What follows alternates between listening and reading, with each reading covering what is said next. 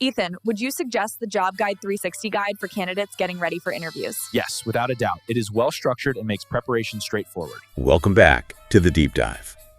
So, when you hear Community Engagement Manager or CEM, maybe you picture someone just being friendly online, right? Yeah, like the company's social butterfly or something. Exactly. But especially in startups, that picture is, well, it's totally wrong. This role is actually a really core strategic function. We're talking driving retention, handling support issues, even feeding into the product itself. The expectations are pretty massive. They really are. And what's super interesting looking at the source material we have, which is basically a set of really tough interview questions for CEMs, is how much it focuses on operational stuff. Yeah. Data analysis, handling conflicts. It's much less about just being chatty. It's more like a strategic operator role, wouldn't you say? Absolutely. That's the perfect way to put it. Okay, so our mission today, we're going to really dive into those tough questions. We want to get past the sort of surface level answers and pull out the actual skills needed to succeed, especially when resources are tight. Right. And for you listening, this isn't just about one job title. By looking at how companies test top candidates, you've got a really practical map of how community value is actually measured and, scaled up strategically. Okay, let's kick things off. Startups demand results, like yesterday.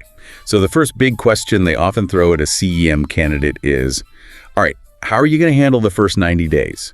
Building a community or maybe leveling up an existing one? You need a plan, and it has to be fast. Yeah, you definitely can't afford to just observe for 3 months. The sources really hammer home this 3-part framework: discover, design, and deliver. And the danger is getting stuck in discover. Right, because startups need action.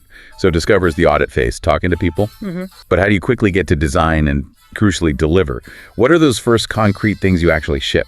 So discovery, yeah, it's those key interviews, users, internal teams, plus auditing channels, seeing where the conversations are already happening, maybe unofficially. Design is then setting clear goals, like what are we actually trying to achieve? Segmenting members, who are the beginners, the experts, the potential champions, and then sketching out a basic operating model. But the deliver phase, that's where the rubber meets the road in those first weeks, right?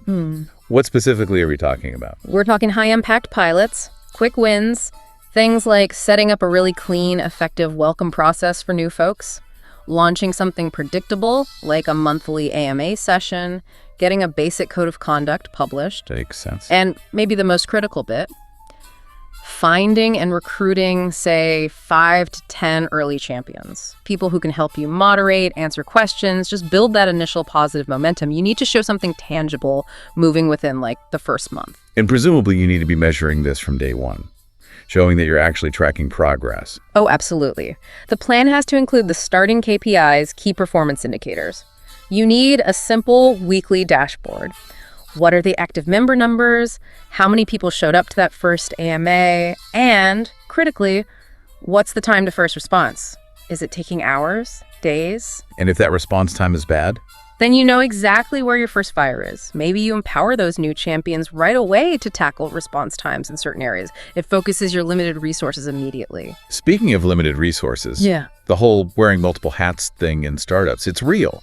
So when interviewers ask about juggling priorities, just saying, I multitask well isn't going to cut it, is it? Not even close. They want to see a system. There's a great example in the sources, actually, a real trade-off situation. Yeah. Tell us about it. Okay, so this CEM was handling moderation, speaker coordination for events, and suddenly had to do basic graphic design for event assets because the designer was swamped. Total chaos. Right. That's familiar. But instead of drowning, they brought in a framework, the RICE framework. RICE? Right, break that down for us. It stands for Reach, Impact, Confidence, and Effort. You basically score your tasks or projects against those 4 things. It helps you objectively see what's worth doing now. So, how many people will this reach? How much impact will it have? How confident are we it'll work? How much effort does it take? Exactly. And using that, this CEM realized 2 planned events were actually pretty low impact for the effort involved. So they cut them, immediately freed up bandwidth. Smart. But the key thing is they didn't just survive the chaos. They then documented the process they used for the speaker coordination and the asset design stuff. They turned that one-off scramble into a template for the future. That's the difference. Building the machine, not just running on the treadmill. Okay, this brings us neatly to the tech side. Choosing the right community platform. Slack, Discord, Discourse, Circle, maybe others. Right. How do you make that call? It can't just be about what's trendy. No, definitely not. The starting point has to be your members. How do they actually behave? What do they need? Are they looking for that real-time synchronous chat? Quick answers, social buzz? That leans you towards Slack or Discord. Okay, the fast-paced stuff. Right. Or are they looking for more structured knowledge? Something searchable, maybe longer discussions, documentation. That points more towards tools like Discourse or maybe Circle. So it's like, do they need a chat room or a library? Is that a fair analogy? That's a pretty good way to think about it, yeah. And beyond that core behavior, you have to weigh the technical bits. Does it need single sign-on, SSO? What are the analytics like? Can it integrate with your CRM or Zapier? And crucially, can you get your data out easily long-term? Data portability, right. That's often overlooked. Hugely. So the suggested strategy often isn't just one tool. Maybe you use Discourse for that searchable knowledge base, but you also have a Slack for announcements and quick real-time interactions. You layer them, use the right tool for the job. Okay, shifting gears to growth. A good CEM needs to connect their actions to real business results. So a common question is, tell us about a time you really moved the needle on engagement. What did you do? And crucially, what did you measure? They want numbers, not just feelings. Yeah, and the example in the sources here is, well, it's pretty powerful. It shows what happens when you focus operationally. They didn't just, run more contests. They implemented 3 specific things. Okay, what were they? First, a properly structured champion program. Second, a regular cadence of daily prompts to spark discussion. And third, they actually reworked the notification system, made it less noisy, more relevant. Simple stuff, but sounds like it could be effective. What were the results? Give us the data. The results over about 8 weeks were actually kind of staggering. Get this, time to first response. It dropped from an average of 14 hours down to just 2 hours. Hold on, 14 hours to 2. That's not just better, it changes the entire feel of the community, doesn't it? Makes it feel alive, supported. Absolutely. It's a fundamental shift. And if you ask me which liver did the most, probably the champion program combined with fixing notifications, empowering those key users really sped things up. And that speed probably drove other metrics. Exactly. Weekly active members went up by 35%. And the big one for the business case, support deflection increased by 18%. People were getting answers from each other, not clogging up the support queue. That's real ROI. That time to value idea is so critical, making sure new members get something useful quickly. How does a good CEM nail the onboarding process to make people stick around? It's about meticulously mapping out those first, say, 14 days. It's not just one generic welcome email blast. Right. It's a personalized welcome message. It's an orientation post setting expectations clearly. And this is key, a guided prompt for their first contribution. Getting them involved actively. Yes, but tailored.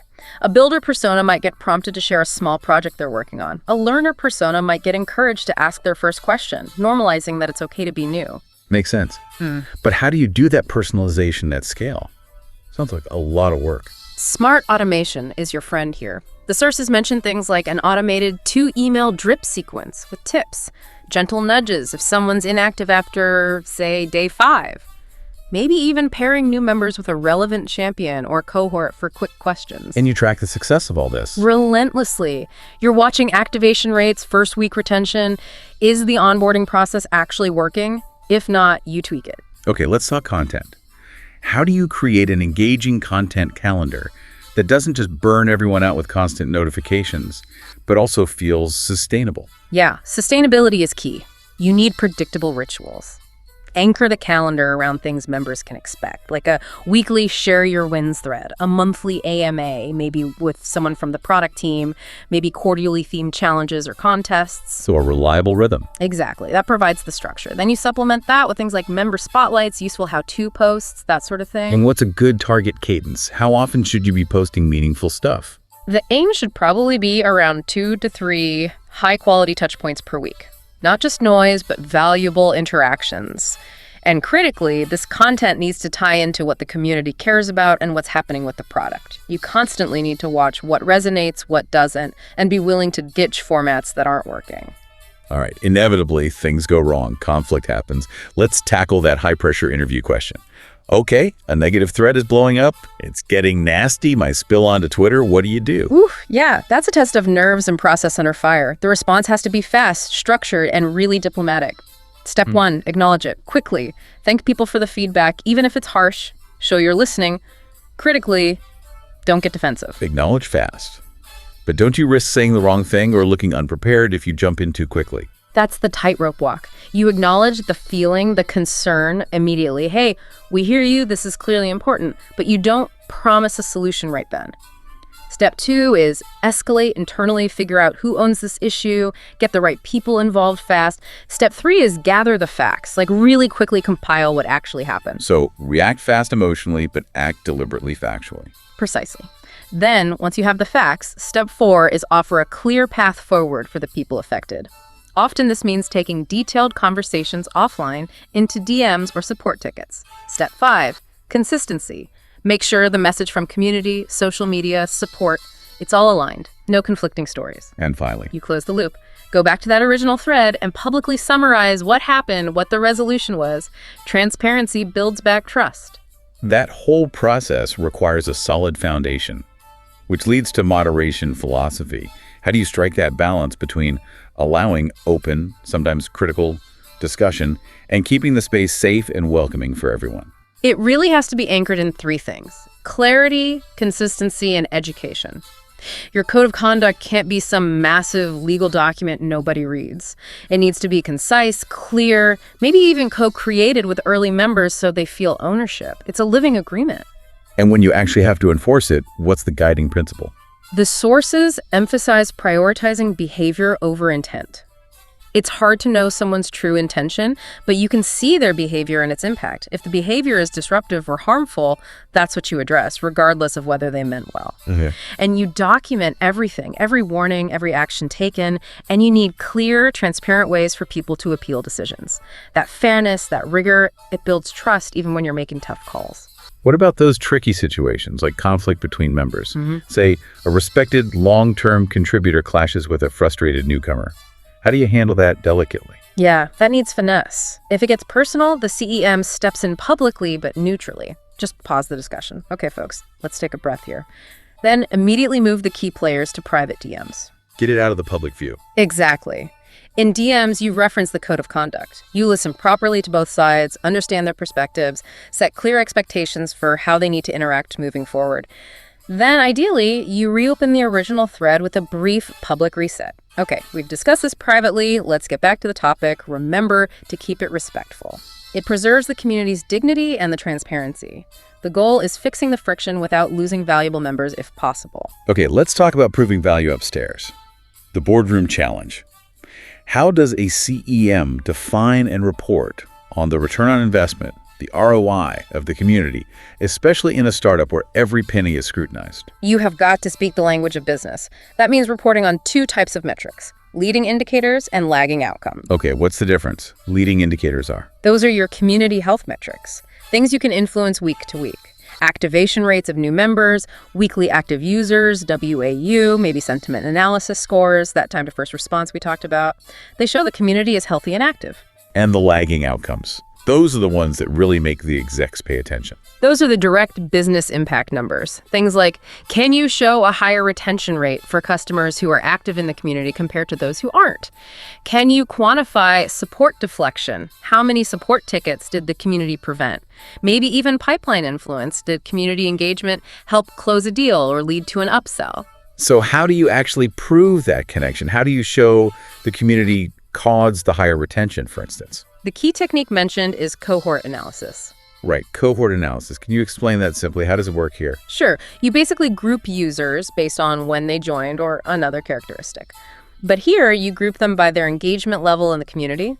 So you define what engaged means. Maybe they posted 5 times or attended 2 events in their first month, something measurable. Okay, got it. Then you track the long-term value, like retention rate or lifetime value of that engaged cohort, and compare it directly to a similar cohort of users who were not engaged in the community. That difference, that delta, that's a powerful way to quantify the community's impact, minimizing assumptions. That makes the community functions sound much more strategic, much more accountable. Now, CEMs also need to work closely with other teams, right? Like product, customer success. Yeah. How do you feed insights from the community into the product roadmap without just becoming a dumping ground for complaints. Yeah, you need a proper system, an intake process. It's not just forwarding random comments. It means doing things like tagging community posts by theme, maybe severity, synthesizing these into regular insight briefs, maybe monthly highlighting patterns, including powerful quotes from members. So adding structure and analysis. Exactly, and then aligning that feedback directly to the company's product pillars or strategic goals. This makes the feedback much more actionable for the product team. What separates a really effective CEM in this partnership? Consistent communication and closing the loop. Meeting regularly with product managers, say bi-weekly, to discuss the insights and priorities. And then this is crucial, going back to the community and posting public updates. Hey, we heard your feedback on X. Here's what we're exploring. Here's what we shipped. Here's maybe what we decided not to do and why. That transparency again. It builds trust and shows the feedback isn't just going into a black hole. Precisely. It keeps the conversation productive, not just resentful. Now, you can't scale engagement just by yourself. You mentioned champion programs earlier. How do you design one that actually works and doesn't fizzle out? It starts with really clear goals for the program itself. What are you trying to achieve through the champions? Faster response times, better quality answers in certain topics, help promoting events. Define that first. Yeah. Then recruit carefully. Look at contribution history, yes, but also make sure they align with the community's values. You want people who are helpful and positive culture additions, not just the loudest voices. And keeping them motivated. Is it just about sending them free t-shirts? Swag is nice, but the sources strongly suggest focusing on more meaningful incentives. Things like exclusive access, maybe to product betas, or direct chats with the product team, recognition within the community. Genuine influence. That tends to motivate top contributors more than just another hoodie. That makes sense. It respects their contribution more. And there's an operational discipline angle, too. One example showed a CEM using smart partnerships to cover almost half their event costs, which let them double the event's reach without needing more budget. That's thinking like an operator. Resourcefulness. Okay, last bit on process. Experiments. Say you want to test a new onboarding message or a different event format. How do you run those experiments so you actually trust the results? You need to approach it with scientific rigor, basically. Start with a clear hypothesis. We believe changing X will result in Y. Define your success metric up front. Run small, time-bound tests. Use a control group whenever possible so you can compare. Control group being key. Absolutely. Check your sample sizes. Are they big enough to give you confidence? Be aware of things like seasonality that might skew results. If an experiment shows repeatable, positive results on a small scale, then you roll it out wider. Test, learn, iterate. #Hag outro. Wow. Okay, so if anyone listening came into this thinking community engagement manager was, a soft skills kind of job. Yeah, they're probably rethinking that now. Definitely. What emerges from these tough interview questions is that a successful CEM really needs to be a blend of three complex roles, doesn't it? You've got the strategic operator, fast, organized, process-driven. Right. Then the data analyst, quantifying value, proving ROI, comfortable with metrics. And finally, the diplomatic crisis manager, handling conflict, maintaining trust even when things get heated. It's this incredible balancing act between speed, empathy for members, and sharp business focus. It really is. The whole role kind of hinges on deeply understanding what motivates people intrinsically, but then being able to translate that into measurable extrinsic business value. It's a tough needle to thread. Which leads us perfectly into our final provocative thought for you to chew on. It's about gamification. Ah, yes, the badges, points, leaderboards. Exactly. The source material hints at this tension. Light gamification, like maybe awarding a badge for consistently helpful answers, can apparently be really effective. One example showed it boosted quality replies by 22%. Which sounds great, but... But the caution is that overuse can mess things up badly. If you only reward quantity, you might just get more noise, not more value. People start chasing points instead of genuinely helping. Right. So the big strategic question that every CEM constantly faces is, how do you design reward systems and recognition programs that genuinely encourage the right behaviors, the helpfulness, the quality, the connection, without accidentally incentivizing people to game the system or degrading the culture you're trying to build? How do you make sure the rewards amplify real value, not just activity metrics? That's the puzzle. Definitely something to mull over. Indeed. Something for you to think about in your own community or engagement strategies. That's all for this deep dive. Thanks for joining us. See you next time.